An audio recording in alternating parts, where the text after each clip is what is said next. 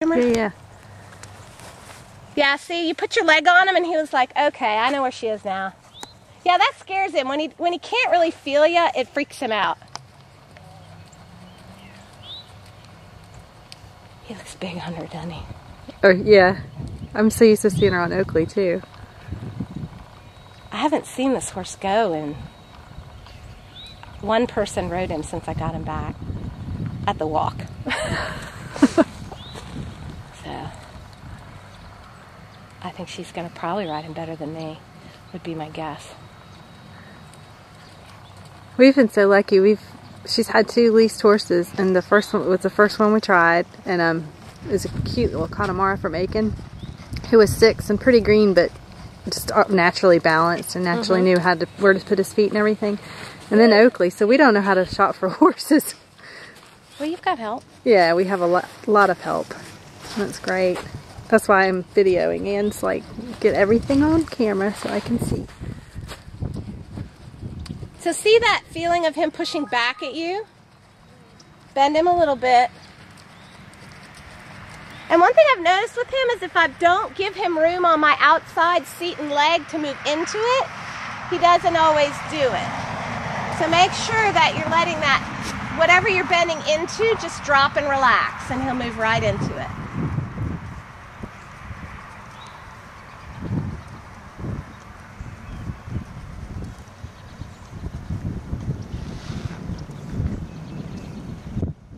And sometimes he's happier with a little bit of outside rein, so he can kind of feel you and go, okay, this is where I'm supposed to be.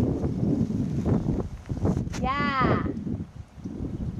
It's like, oh, now I know where I'm supposed to be. He really likes to feel you. Getting better. Feel better? It's that pushing back at you feeling that you want to fix immediately when you feel it. Because once that happens, all kinds of other imbalances are coming. There you go.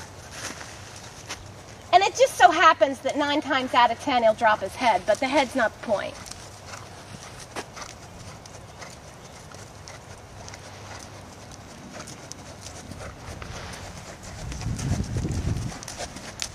So how far do you want to go, eventing-wise? I've been through training and I've done a PT with Oakley. And I guess I'm looking for the prelim horse, but I don't have the money to spend on a $30,000 horse that can go.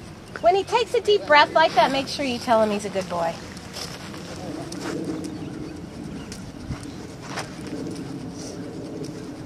So do you want to go past that? If it happens, yes.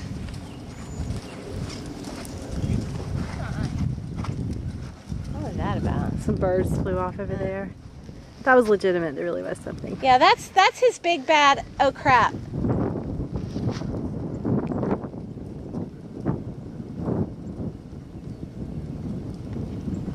See if you can give him a little support on the outside so that he can even up everything.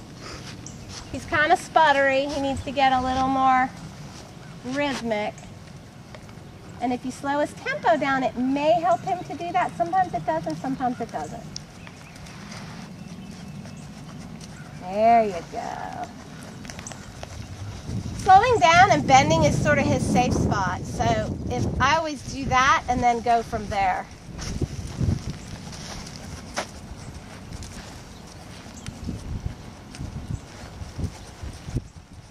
He's pretty fired up today, isn't he? He's like, oh boy, little wind up my skirt. Oh boy. Little China berry breakfast. I'm good. I know. Apparently it gave him a stomach ache, so that could be part of it. Wish I had some GastroGuard. I'd give him that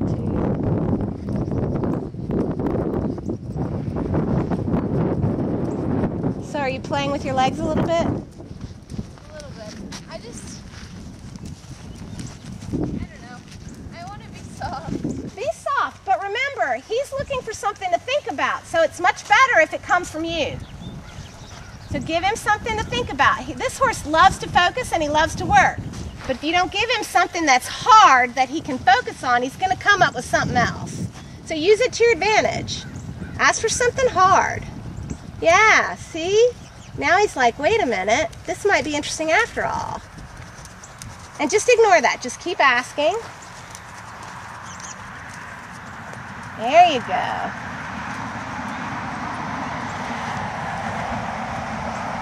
He's got tremendous focus. We just need him to use it the right way and not the wrong way. He's a very smart horse. Yeah, you can tell that. He's got those bright, shiny eyes. I love his bright, shiny eyes. They're so cute. Figure out how this silly camera works. Is it like a little flip? It looks like a phone almost. It does. It's tiny. It was a gift, and I don't. It's flashing something at me, but I don't know what it is. See, when I thought you were coming later today, I thought, oh, I'll do this in the morning. I forgotten we told a kid we'd take her to Pony Club, so we were gonna have to take her home and then come, so it worked out better. Okay. I know, there was a robin there. I don't have a memory card. This is not going to work without the memory card. Okay, so they're going to be getting hay up there, and there's going to be a whole lot of noise, and he's going to wonder what it is. That's never happened before. So now's the time to get him real busy.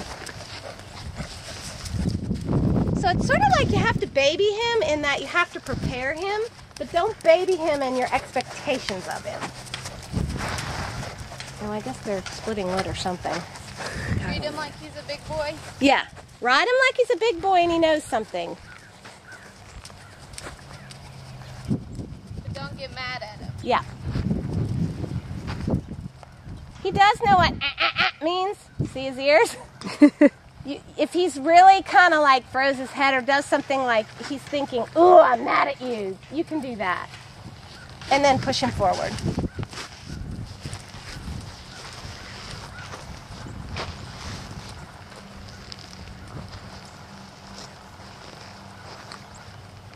Yeah, now he's really listening.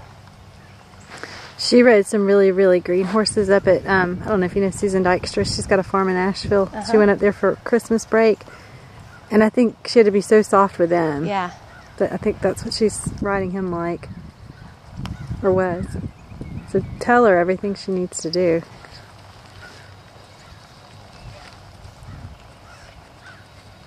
So he's almost there. He just needs to bend a little bit more and come across his top a little bit more and you'll have something lovely.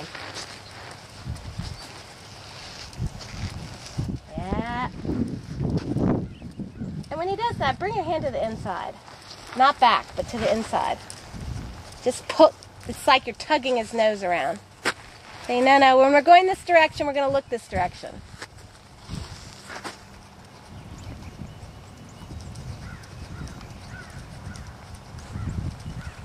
That's right, just keep pushing on him with your legs till he gives it to you. She's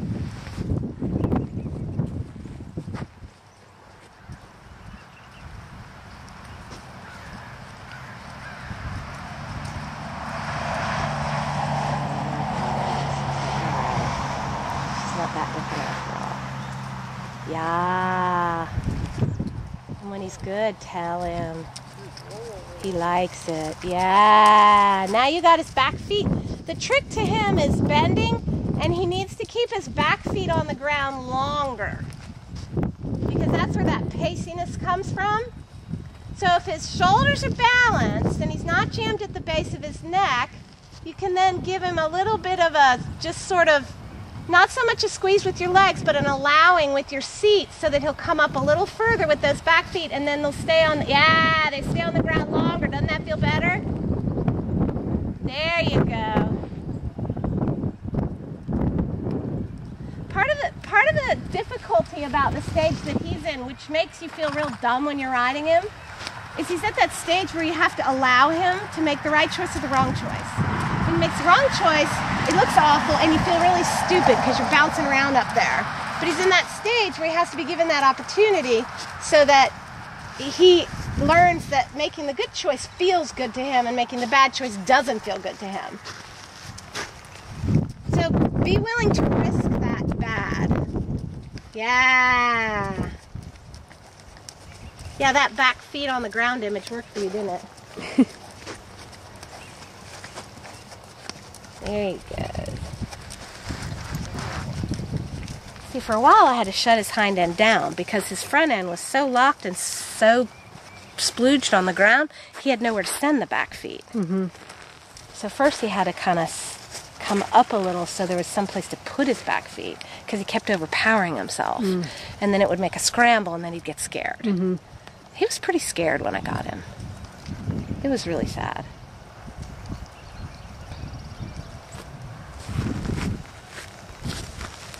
So whenever he gets fitful, just give him a little hold on the outside rein and slow the feet down and say, whoa. Don't be afraid to hold that that right rein when you're going left. He'll prefer it if you give him a steady contact there. There you go.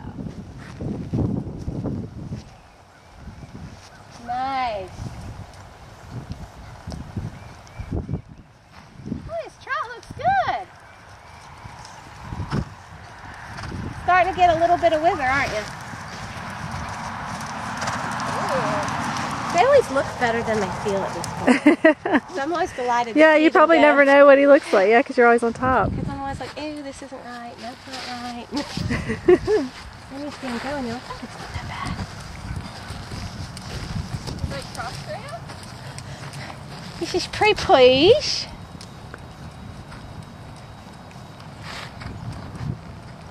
And a little bit more bend. And if you need to counter bend him so that you can bend him more correctly, that's fine too.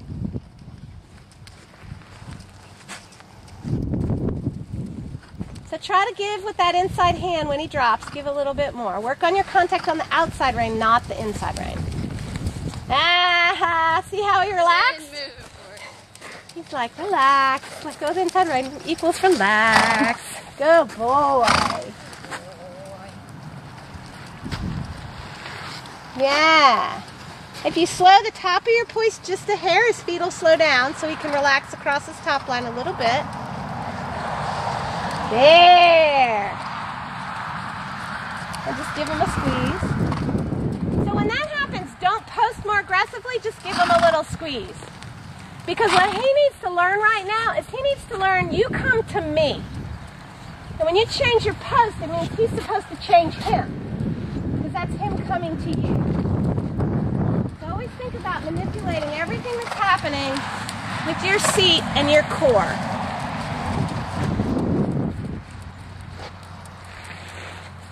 Counter bend. Push.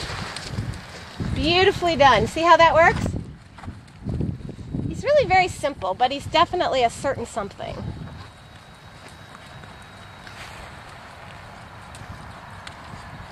Good. Very smooth. Yeah, he is when he's not jammed and kind of hiking his butt. But I mean, you don't have an incredible trot right now, but I mean, you could do a first level test if he were a little bit more bent and transitions better, so it's certainly more than adequate. But there's a lot more in there. Good boy. Does he make sense to you now? It's just a very certain ride right now. And then he gets through this stage, you'll be able to convert him to ride however you want. See how loose his hind end is now? Okay, he's nice and relaxed, kind of stretching his neck out and everything. He's like, I think I might like her. She's not as mean as that other lady. She doesn't yell at me. Poor thing, when he came, I had to smack him around a lot, just leading him. No respect for space. No, I mean, it's like he didn't even know. It wasn't that he was being mean or disrespectful. He just didn't even notice I was there. It was like I didn't exist. I'm gonna take my jacket off. Yeah, it's pretty warm.